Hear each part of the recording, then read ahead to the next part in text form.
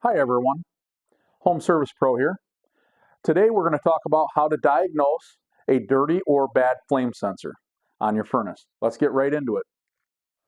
As you can see, I removed the front cover of the furnace. I'm going to go ahead and remove the burner chamber cover just so we can see what's going on better in there, so I can show you what it looks like when you have a bad flame sensor. So I'm just going to remove the screws up here and remove that cover.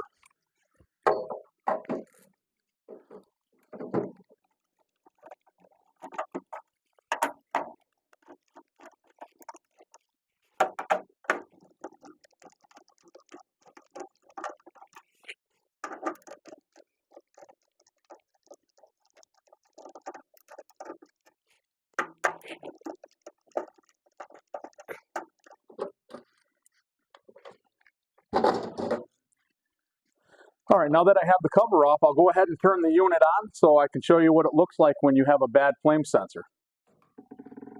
It'll take just a few minutes. First thing that happens is the blower turns on, which pulls in the pressure switch to the furnace, which in turn allows the igniter to run.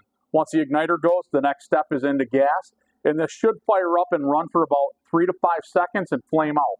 It'll do that 3 times before it'll quit trying. Let's go ahead and watch.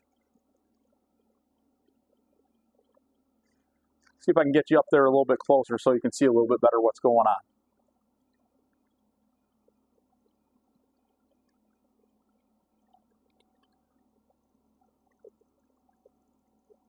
There's that igniter.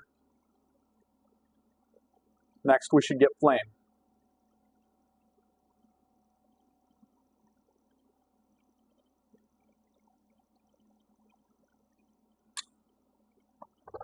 There we go, the burner's turned on, they're running.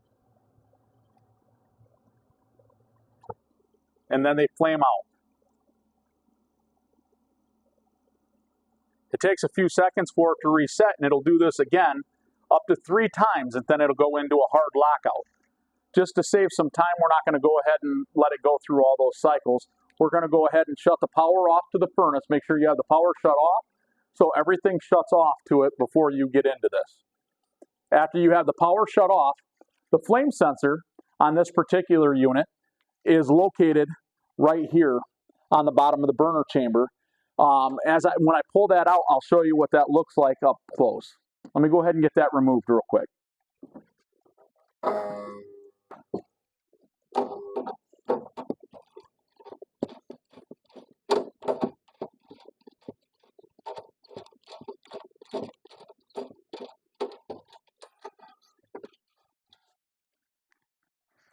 And here's the flame sensor we just removed. And you can see that it's a little bit dirty. It has a little bit of black stuff built up on it, a little bit of white powder. That happens after a couple of years of running. It could happen in one season. All we're going to do is we're going to clean that up a little bit, reinstall it, and see how it works. And the best way of cleaning these, I know it sounds weird, but the best way of cleaning them is you actually get a dollar bill or a bill out of your wallet, because you don't want it to be too coarse, because then you leave grooves in the igniter and it gets dirty quicker. So we go ahead and we just take a bill and we just hold it on there and we just use it just like sand cloth, just clean this thing up. And what it does is it makes it to where it's not all grooved up, but it polishes it because it's nice and smooth. And now if you look at that, you can see it's kind of shiny in the light now. So we'll go ahead and get this reinstalled and see what it does.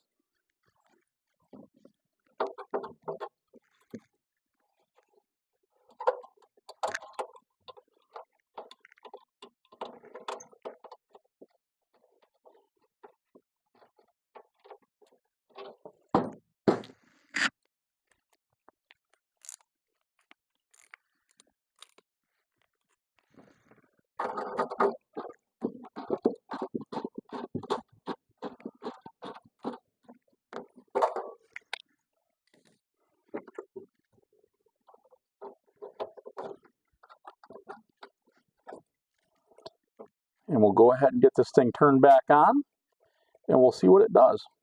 It should, at this point, the flame should stay running, and it'll start heating.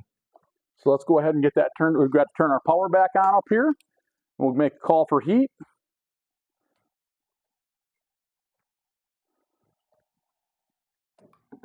Here we go. I'm going to go ahead and bring in for a little bit closer look again. Again, we're waiting for our inducer to go ahead and wind up. It'll go ahead and pull our pressure switch in. It'll give us our igniter. Once the igniter is lit, it'll go ahead and stay lit for a minute. Then it'll send gas, fire that up. And this time we should see that flame staying on and running consistently, well, until the heat for or the call for heat goes away at your thermostat. Let's see what happens.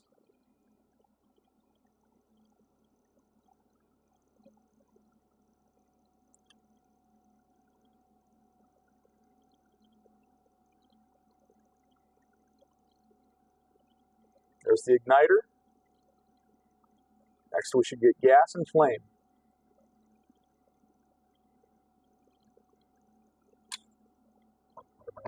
There we go, we got flame. And this time it should stay running. And if it does, the next stage is it'll go into the main blower after about 30 to 60 seconds of that flame running. And it looks like we're staying running.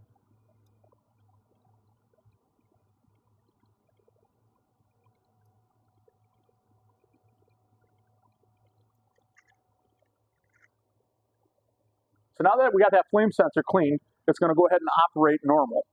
However, sometimes by cleaning the flame sensor, it doesn't always fix the problem because we could actually physically have a bad flame sensor. The only way of knowing is to go ahead and clean it, put it in. If it's not staying running, then it's most likely the flame sensor. We'll go ahead and have to order a new flame sensor for the unit. So I hope that this video helps everybody out. If so, please give me a thumbs up, subscribe. I appreciate it. Thank you.